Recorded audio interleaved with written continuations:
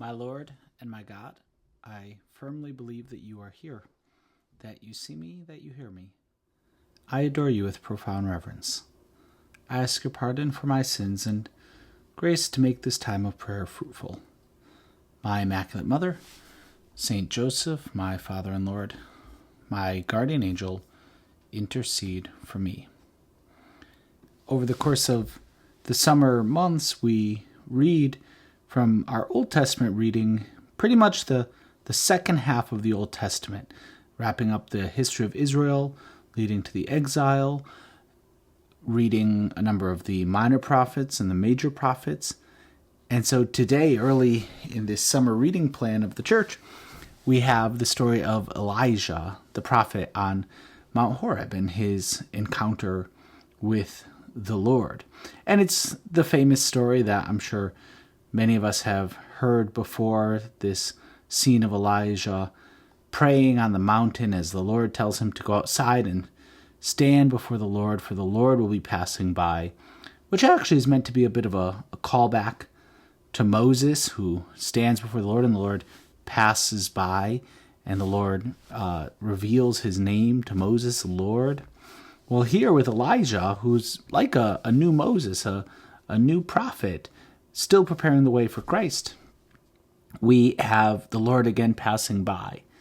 But we hear that there's a lot of meteorological phenomena going on when this is happening. So first Elijah goes outside and there's a strong, heavy wind rending the mountains and crushing rocks before the Lord. The big wind, and this isn't just like a little, blowing gust. This is crushing rocks, rending the mountain. But the writer tells us that the Lord is not in the wind.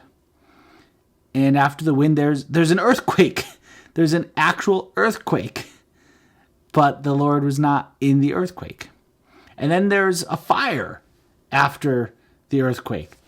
And the Lord is not in the fire. This is some pretty intense stuff that's going on here in the first book of Kings. And then after all of this, there was a tiny whispering sound.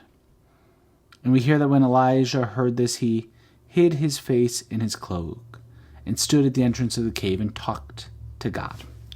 And this scene is meant to be, as well for us, a bit of an instruction in prayer. And Jesus, as we take these 10 minutes with you, as we take this time of prayer, this scene should be for us an instruction that prayer, our conversation with you, our relationship with you, is not about the spectacle, the wind that's crushing mountains, or the earthquake that's shaking everything around, or the fire that's consuming and burning. But you speak to Elijah in silence, in a small whispering sound.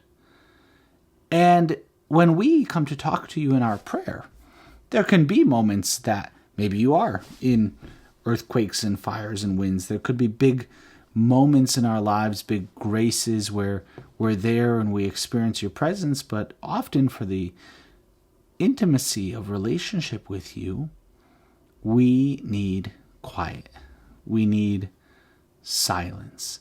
We just need to have a simple whispering conversation with you. Not loud, not all kinds of extravagancies, not looking super holy, but being relationship, being in relationship with you, Jesus. And so our prayer is not just supposed to be about great meditations, great podcasts. I pray so much. I listen to 10 Minutes with Jesus every day. I go and I listen to the back episodes because I want to pray so much. Well, 10 Minutes with Jesus is a good kickoff to our prayer, but it's not meant to be our prayer. If we just consider that putting on a podcast and listening to it, and even if the preacher does an incredible job, and this is the most profound thing I've ever heard, and so I really prayed today, well, actually not, Jesus. It's not until we have conversation with you that you speak to the intimacy of our hearts. You speak directly to us in the quiet, and that we speak to you. Now, in the modern world, it may be very difficult to get to the quiet, and we may not have a lot of opportunities, particularly living in the midst of the world and with work and with family, that there may not be a lot of time for silence, but still in our prayer, we should be looking for that interior quiet. A friend of mine, a number of years ago, did a 30-day silent retreat in the spirituality of St. Ignatius of Loyola. And during that 30-day retreat, you're allowed 2 days off. And so you take a day off and you could go into town, you could walk around a little bit, and you could talk. Otherwise, it's 30 days of complete silence. And I asked him if that day off into the retreat, after day 10 and then again after day 20, if it ruined his silence. And he commented that absolutely not. Once we achieve interior silence after 9.5 days of not speaking to anyone but you, Lord, that the interior silence couldn't even be broken by having a conversation with an next door neighbor or in the grocery store or at the bank, that he was able to maintain the interior conversation with you. Sometimes we just need to take a few minutes to just quiet down and to detox from all the noise, and that once we've done that, then we can reintroduce some of those things. We could be around people, we could be in society. We're not all called to go off and be hermits and silent for the rest of our lives, but we need to detox from the noise.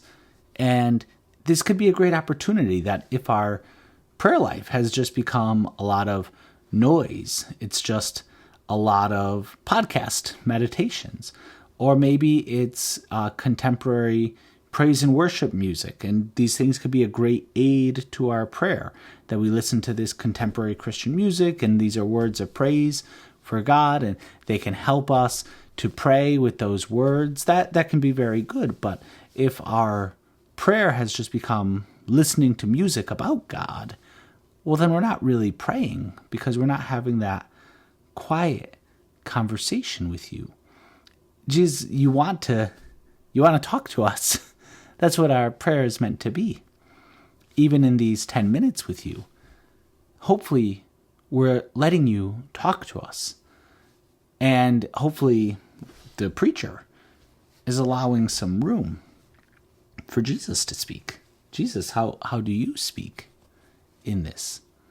It's a great thing, and I know others have said it in preaching these meditations before, but maybe we could turn 10 minutes with Jesus into 12 or 13 minutes with Jesus if we just pause every so often and just allow Jesus to speak with us, so that it's not the priest who's preaching who's doing all the talking, it's not ourselves doing all the talking, but we let Jesus talk. We let Jesus talk to us, and so we hit the pause button. And yeah, maybe it becomes 13 or 15 or 20 minutes with Jesus. That's great. If that's what our Lord wants to do, if that's the way that he wants to relate to us, well, we should want to receive that. There's all kinds of scenes in sitcoms and movies, and it could be in YouTube, where someone wants to talk. Can I ask you for advice? They go to a friend, and can I ask you for advice? And then just, talks, doesn't even take a breath for, a number of minutes, and then says, thanks, I needed that, and walks away. And the friend that they wanted to ask for advice never got a word in. It was just the person talking.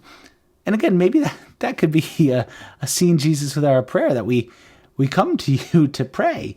And Jesus, I want to talk to you about this, and I do all the talking, and I don't let you get a word in. Well, in our prayer, we need to be willing to be quiet every so often, to let you talk, Jesus, just to silently listen to you, to have our ears be attentive. You speak in a small whisper. It's not all about the noise. A small whisper that we're going to miss if we're not paying attention. So Jesus, help us. Help us to engage in this quiet, prayerful conversation. We ask our mother to teach us how to pray in this way too, the way that she spoke to you and that you spoke to her in the intimacy of the home in Nazareth. Mary, teach us how to pray. I thank you, my God, for the good resolutions, affections, and inspirations which you have communicated to me in this meditation. I ask your help in putting them into effect.